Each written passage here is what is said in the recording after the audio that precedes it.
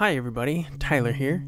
You're watching part 1 of a series where I analyze and uncover the production of Stanley Kubrick's 2001 A Space Odyssey. For a long time now, 2001 has been at the top of my list of all-time favorite movies. Why? Because I found it to be the most thought-provoking movie I've ever seen, and despite inspiring a vast collection of filmmakers and their projects, it remains the most unique movie I've ever seen. To me, this movie sits comfortably in a category of its own. There's 2001, and then there are all other movies. As an aspiring filmmaker, I've sought an answer to the question, how did Kubrick make this film? After a month of research, I managed to peel back the curtain just a bit to peek at the genius of its construction. 2001 A Space Odyssey was directed by Stanley Kubrick and written by Kubrick and British science fiction writer Arthur C. Clarke. The screenplay was inspired by Clarke's short story titled The Sentinel, which is similar to the Floyd section of the film. In an interview with physics professor Jerome Bernstein, Kubrick estimates just how much time was spent writing the screenplay. The thing that does take all the time is to extract, say, 2 hours and 15 minutes of a story and really keep distilling and distilling and distilling and distilling and distilling. I would say that if you count the time that's spent during the shooting day also working on the story, in rehearsal and rewriting and so on, I would say that an average of at least 4 hours a day has been spent on this story. Much more than that, because in the real solid writing period it was like 8 hours a day. But let's just say it averaged 4 hours a day for 2 years. Say an average of 6 days a week. That's 24 hours a week times maybe 100 weeks. I'd say there's a good 2,400 hours spent on call it 2 hours and 40 minutes of story. So that's about 1,000 to 1, isn't it? We start at the beginning of the film, but in fact, this was the end of production. The Dawn of Man sequence was shot after all the other scenes were wrapped. The establishing landscape shots were actually still photographs done by a second unit in Africa. Because Kubrick had a phobia of flying in airplanes, despite having a pilot's license, he directed the second unit on what to capture via the telephone. And he had a graph with 1, 2, 3, 4, 5, 6 going up the left-hand side of the graph and A, B, C, D, E, F, G going off the top of the graph. And he was on a direct telephone connection with these still photographers, and he'd say, okay, Joe, the mountain range should start, you've got it at 3B. Change it so now 4M. These images would come into play later on in the soundstage. The shots involving the apes were filmed on Soundstage 3 at MGM Bournemouth in England. The MGM studio is hardly distinguishable from the rather antiseptic-looking factories nearby. It consists of 10 enormous soundstages concealed in industrial-looking shops, paint shops, office units, and so on. Behind the buildings is a huge lot covered with bits and pieces of other productions. Kubrick's offices are near the front of the complex in a long bungalow structure that houses, in addition to his production staff, a group of youthful model makers working on large, very detailed models of spacecraft to be used in the special effects photography. Kubrick calls their realm Santa's Workshop. It is possible that it wasn't always the plan to shoot the Dawn of Man sequence in the studio. While going over information earlier in the production on the average temperature and rainfall all over the globe at every season of the year, Kubrick was quoted saying, "We're looking for a cool desert where we can shoot some sequences during the late spring. We've got our eye on a location in Spain, but it might be pretty hot to work in comfortably, and we might have trouble controlling the lighting. If we don't go to Spain, we'll have to build an entirely new set right here." And they did. The plate glass photos that were captured by the second unit in Africa made up the backgrounds of these shots. How it was done was the photos were made into 8 by 10 inch Ektachrome transparencies, and using a special projector, they were projected from the front onto a highly reflective screen that was 40 feet by 90 feet. Large-scale front projection had not been done before. At the time, this was actually the largest front projector ever made. Normally, projections like this would be done from behind the screen, but the light that was reflected onto the rest of the set and the actors was weak enough not to be visible. The projector projected the images onto an angled two-way mirror, with a camera on the other side recording the image from behind the two-way mirror.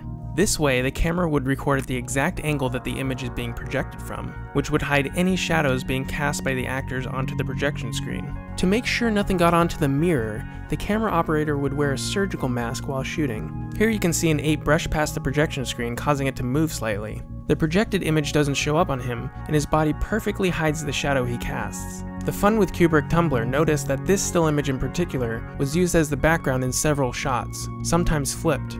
If you look closely, you can see the similar cloud pattern. In an interview for American Cinematographer, special effects supervisor Douglas Trumbull details what went into creating this effect. To camouflage the varying light transmission rates between rolls of the front projection screen material on the giant 40 by 90 foot screen, the material was cut up into small, irregular pieces and pasted up at random, so that slight variations in the transmission rates would merge with the cloud shapes or be lost altogether in the brilliant sunlight effects. You can see some of the imperfections of the projection screen on some of the closer shots in the Blu-ray version if you look hard enough. Since the screen occupied an entire wall of the stage, and the front projection rig was delicate and cumbersome, the sets were built on a giant rotating platform which covered most of the stage floor. Widely varying camera angles could then be obtained with no movement of the screen and little movement of the projection rig. This zebra was actually a dead horse that was painted to look like a zebra. Because they were using a live leopard in the film, they had tranquilizer guns on hand just in case anything happened. It has been said that the horse smelled really bad during the filming of this shot, and the crew members were not happy. The tranquilizers did get some use, as this tapir was knocked out in order to look dead during the meat-eating scene. The apes were played by mimes. Dan Richter, who played Moonwatcher, the ape that discovers that a bone can be used as a weapon, was given a camera by Kubrick to go film the apes in the zoo to study movement and behavior. What I was looking for always was people I could get to act a little bit, because I understood that the movement wasn't the solution. The solution was to motivate the movement. The actors playing the apes had to have exceptionally thin arms and legs, and narrow hips so that when they wore the costumes of the hair they wouldn't look too bulky and like men stuffed in gorilla suits. It was an extremely complex task to produce ape-like masks with delicate articulation for baring fangs, snarling, eating, drinking. A company that manufactured artificial limbs was contracted to produce a long-fingered, narrow, ape-like hand which could be operated remotely by the actor's hand within the sleeve of a longer arm. This failed to look convincing and was abandoned. Facial makeup was created by making a plastic substructure skull with hinged jaw. A fine rubber mold was made with the equivalent of skin on the face. Hair was added as one would put hair on a wig. Movement in the lips was achieved by having a false tongue and false teeth, and an arrangement of toggles that the actors could move with their tongues that allowed the lips to curl left, right, or both directions. The eyes were the actors. The mask was made right up to the eyelids. As you can see, the precise lighting gives the set a very theatrical quality. Remember how Kubrick was concerned about having control of the lighting? Well, 1,500 individually controlled lamps were on the ceiling of the soundstage. Naturally, this made the set very hot. Dan Richter discusses the harsh conditions on set in an interview for Cinetropolis. He said, with a front projection system, the demands of lighting to get the proper match and color temperatures right meant that the temperatures were sometimes over 100 on set. We had medical personnel standing by and compressed air to be blasted into our costumes the moment Stanley called cut. The union also limited the time that we could have the masks on. I and Richard Woods, who played One Ear, had full contact lenses to color our eyes for close-ups, which got very painful as the dust rose. All of the ape sounds you hear were performed by Richter and his actors as well. In this picture you can see one of the apes taking a break. There's a pipe in his mouth to hold the jaw of the mask open so he could breathe easier because the elastic made the mouth close automatically. In the same interview, Richter talks about filming the Leopard Attack. The stuntman Terry Dugan, who worked for the Chipperfields, was practicing play fighting with a lion and a leopard. Stanley, in the end, went with the leopard. Stanley had a cage built around him, the camera, and the crew. We put Terry in a man-ape suit, and I got between him and the background man-apes. On the first take, the leopard, confused and nervous, went for me, and Terry tackled him before he reached me. The second take worked. 2 baby chimpanzees were used during production that had to be prodded by their trainer to cower with the actors. The monolith was originally going to be a tetrahedron, but as special effects supervisor Con Peterson said, the tetrahedron didn't look monumental or simple or fundamental. It tended to express diminution more than impressive scale, and there would be people who would think of pyramids. This monolith was 12 feet long and was made out of wood covered in black paint. It was also going to have another function.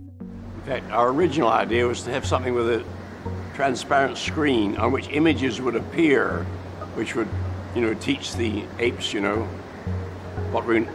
to fight each other, how to maybe even make fire. But that was much too naive an idea.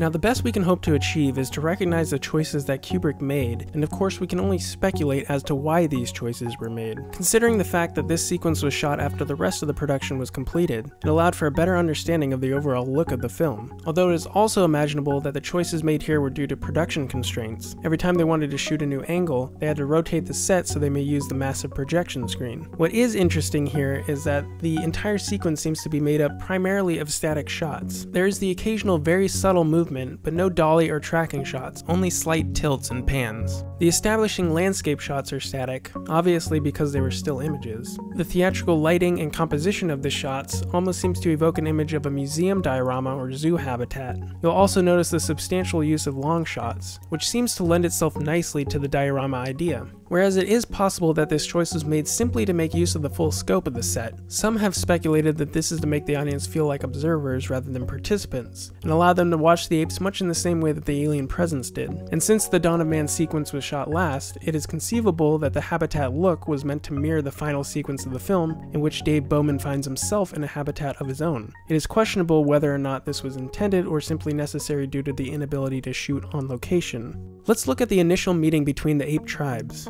The two tribes meet on either side of a watering hole. The shot list seems to be made up of mostly long shots from either side facing each tribe. We've established that there was only one projection screen, and the set was on a turntable, so each view we see is of the set rotated 180 degrees. We never get a shot from the side showing both tribes on either side of the frame. Now, it looks like these large rock formations would have prevented a clear shot had the set been rotated 90 degrees. That said, Kubrick could very well have brought the camera closer to shoot from the side. Instead, we get a reverse shot with a foreground layer of the backs of the apes looking at the tribe that we are looking at to make the meeting make sense without an establishing shot from the side. What I'm getting at is, it seems as though the physical location of the camera never crosses onto the set. Even the closer shots appear to be shot from far away with a telephoto lens. See how the apes closest to the camera seem to pass in front with relative ease. The question is, did the set constrain production and reduce the possible choice of shots? Or did shooting from outside the set purposefully lend itself to the constructed habitat idea? The camera does cross onto the set directly after this scene for the night scene and the scene with the monolith, although only two of these shots feature the projection screen. For the most part, nearly every shot in the Dawn of Man sequence features the projection screen. There are long shots of the watering hole, the flat, walled-off space, and the shelter space where the monolith appears. Then there are some closer shots that seem to take place very close to the projection screen. This one is a little further back, possibly to transition from the still establishing shots, and a few medium close-ups without the screen visible. So why does the Dawn of Man sequence work?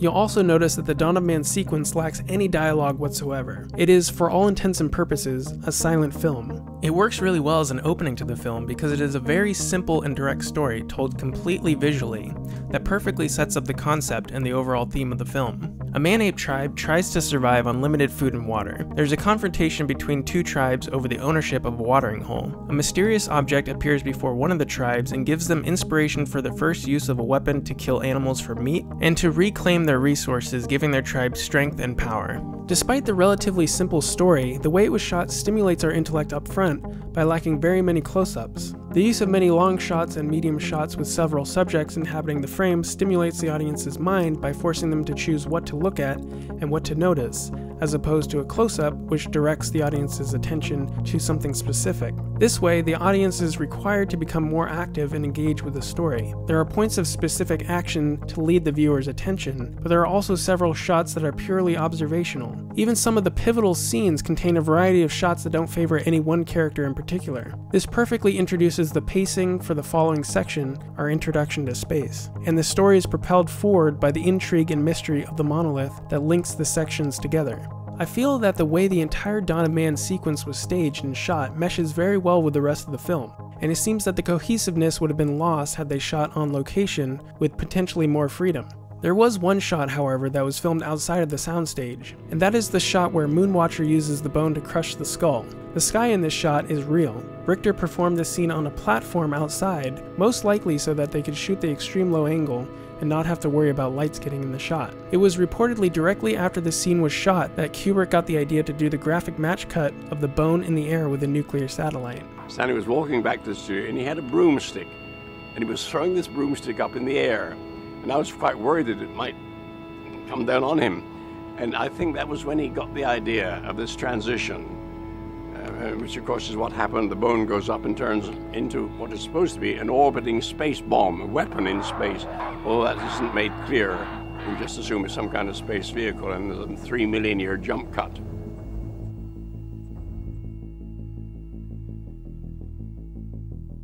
Thanks for watching. You can find the links to the sources in the description. I researched all the sections at once, so part 2 shouldn't take as long to complete. And if you're new here, please hit that subscribe button now, because there are plenty more videos on the way for cinephiles like you. Thanks again for watching.